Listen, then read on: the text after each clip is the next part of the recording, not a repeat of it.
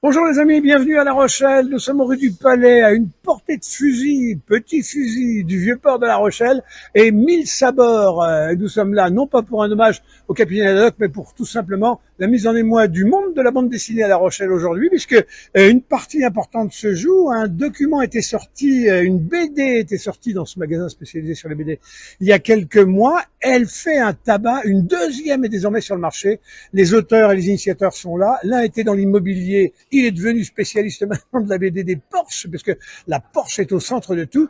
Ça n'est pas un garage, mais on va voir de la Porsche, toutes les couleurs. Je propose d'entrer avec nous dans ce magasin 1000 sabords. Et pendant ce temps-là, ça se précipite à La Rochelle. Le week-end va être lourd. Regardez les amis, des magasins comme on en rêverait, tous, enfants ou pas enfants.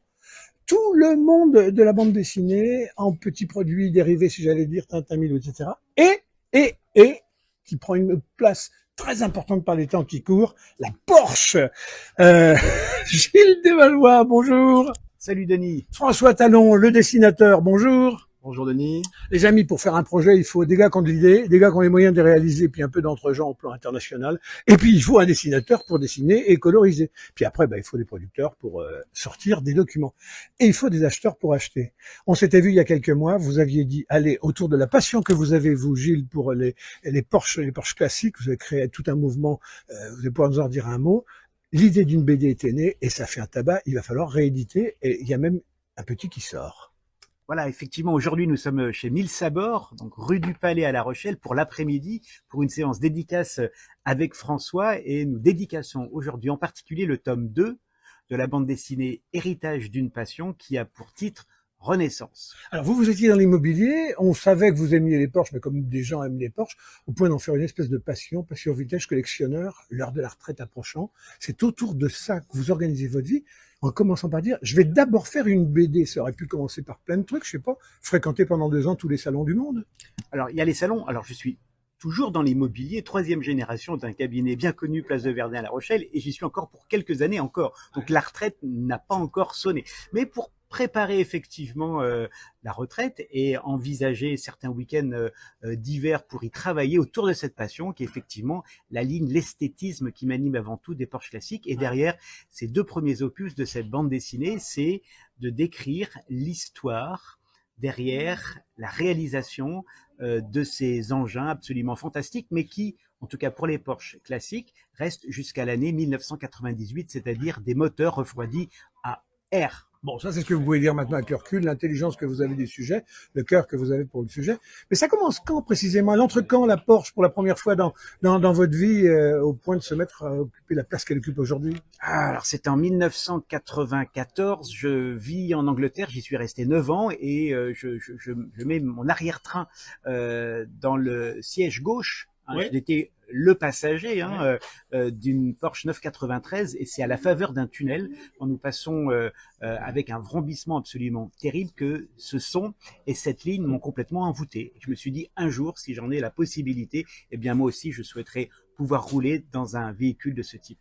Alors ça a vachement marché, vous contaminez partout, vous mettez de la métastase Porsche classique partout, puisque vous vous êtes dit, oh, tiens, je vais faire une BD, ça c'est bon, c'est tendre pour tout le monde, les jeunes et les moins jeunes. Tiens, je vais faire des montres, tiens, je vais faire... Il y a quasiment toute une boutique de produits dérivés. Vous savez pas faire autrement que de faire des affaires, vous. Alors, c'est pas une question d'affaires, c'est une question de partage de passion. Effectivement, pour être pédagogique, il faut avoir des outils qui sont adaptés. Eh bien, la bande dessinée, je pense, est un outil qui peut complètement être adapté pour passer un message particulier. Et derrière, vous l'avez signalé, il y a le jeu des 7 classiques, effectivement, qui existe, la miniature d'Alice Courtois, celle qui est l'héroïne de cette bande dessinée et qui sont disponibles sur la boutique en ligne classique 911 shop.com. Mais aujourd'hui, c'est les dédicaces chez 1000 sabords. Ouais. Alors, je vais juste, parmi les accessoires de scène là, que vous avez remis au goût du jour, là, la montre, il faudrait vraiment la montre, parce que les amis, c'est pas du tout, on n'est pas du plastique. Non, c'était juste à titre expérimental. On a fait une édition limitée à 25 exemplaires et elles sont parties en 20 jours sur la boutique. C'était vraiment un test parce que cet univers à la fois graphique et esthétique se décline sur cette boutique. François, vous êtes dessinateur, c'est le poète, c'est l'artiste autour de l'agitation de Gilles. Quand on vient vous voir un jour pour vous passer une commande, j'aimerais faire une BD sur les Porsche, vous vous dites, on m'a jamais fait ça, moi. Vous l'avez pris au sérieux? J'ai pris tout à fait au sérieux et puis en plus j'étais enthousiasmé par sa passion.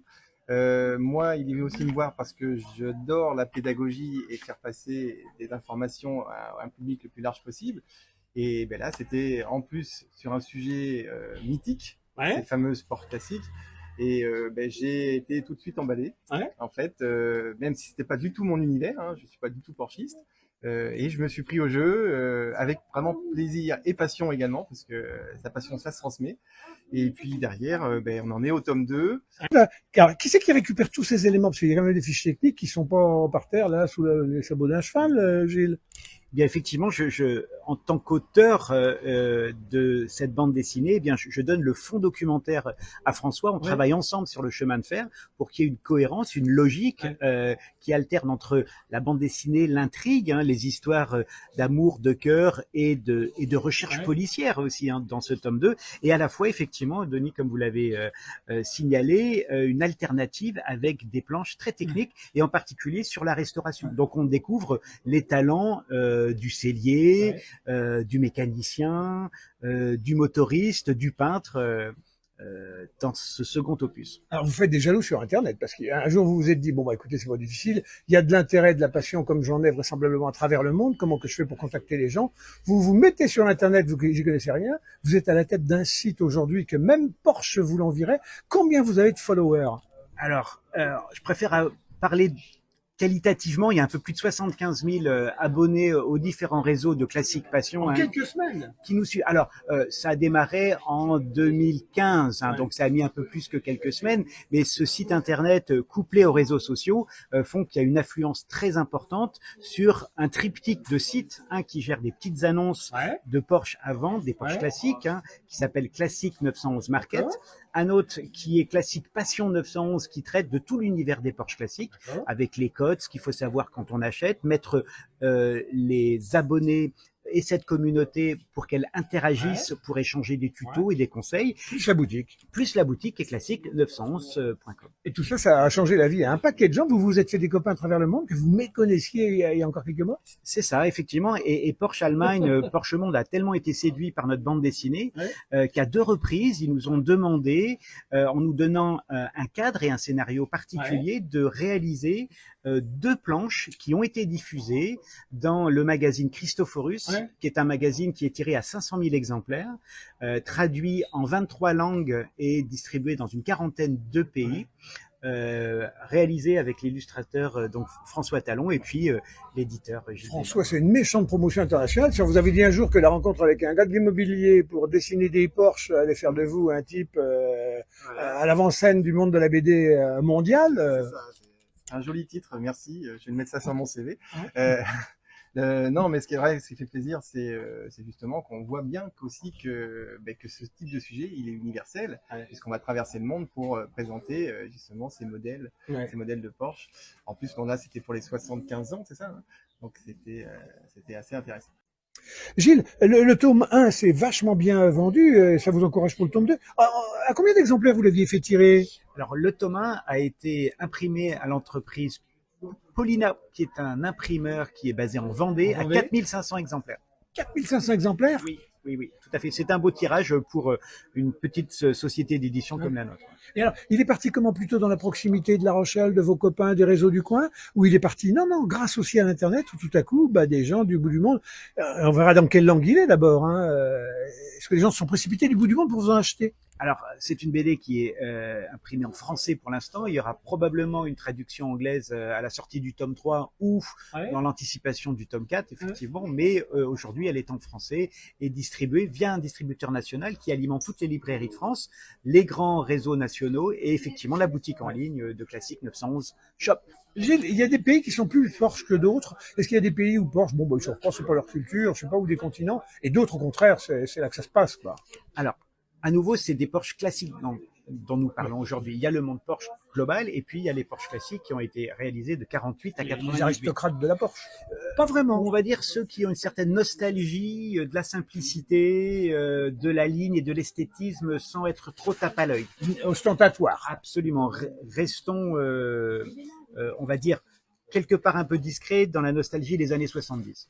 C'est jusqu'à quelle heure? Jusqu'à ce soir ici et après? Oui, on est jusqu'à 18h30 pour les dédicaces chez Mille Sabeurs à La Rochelle. Merci Denis. Super, merci à vous, merci François. Merci, au revoir. Bon les amis, on n'oublie pas cette adresse, c'est vraiment un pays de rêve. On arrive là, c'est la caverne d'Ali Baba. On a envie de se mettre par terre avec des bouquins, à bouquiner, pour voir passer les heures.